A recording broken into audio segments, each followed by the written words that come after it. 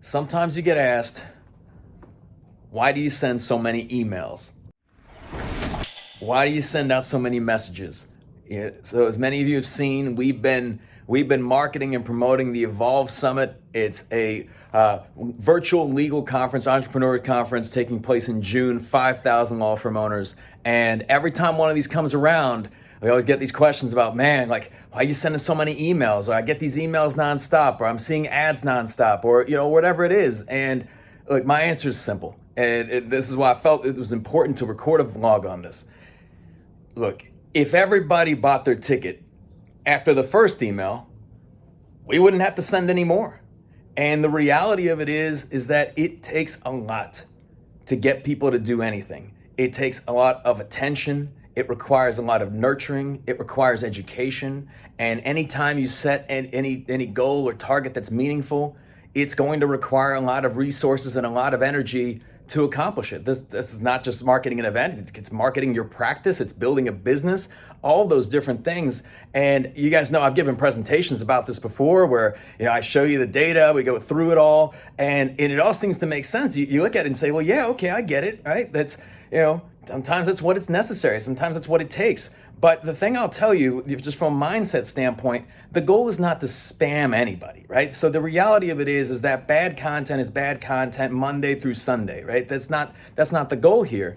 The idea is essentially that if you believe in what you are doing strongly, if you're doing something that's providing value into the world, so for example, if you're helping people in need, you run a law firm, you want to be able to reach more people and you want to be able to help those people and support them so that they're not taken advantage of, and you say that you really believe in the work that you do and the impact that that can make in the lives of other people, then why aren't you screaming it from the rooftops? Why aren't you getting out in front of those people? Because they can't hire you if they don't know that you exist. And there's a lot of competition out there, right? There's a lot of competition for attention. And it's really not from other law firms. It's from every other brand and business that a prospective client can interact with on a day-to-day basis, wherever they are, whether it's on, walking down the street or, on TV or, seeing ads online, on websites, on social, wherever it is, that you're fighting for that person's attention. You're competing against other brands and businesses. So when you don't send that email, when you don't make that communication, when you don't, run that ad, if you will, it doesn't mean that the rest of the world or your competition doesn't on that day as well.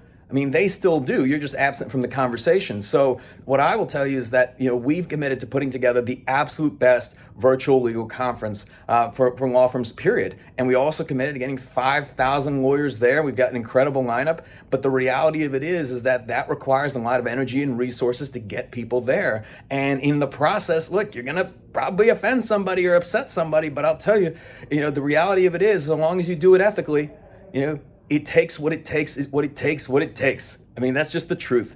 And what I have found is that many times some of the people that we've helped the most in their businesses, in their lives, the ones that we've made the greatest impact for, were the ones that responded on email number 47. Or the ones that got really frustrated at the text message they received or that they saw online, but then finally months later bought a ticket, attended, became a client, or now a raving referral source. So if we were not for that level of relentlessness, that would have never came to be. So it's the same thing with building your business. The very, very same thing with growing your law firm. It's getting that message out there continuously and continuing to engage. Now, remember, I said that this all comes back to good content. So it's marketing when you do have something to say. Maybe you have a client case study you want to share. Maybe there's a review you want to share. Maybe there's some educational content you want to put out. We've become a content machine. So it's important that it's always something that's of value to people. But once you've got that, and so long as you believe in what you're doing and it is actually genuinely helping people, then you should pour the gasoline on, because look, no one's going to be your advocate but you. No one's going to really push your message and your business the way you will. So I'll leave you with that. You can say, hey, it's unreasonable. Hey, that's crazy. I shouldn't have to do that. And then there's the difference between like what we believe should be true and then what realities are.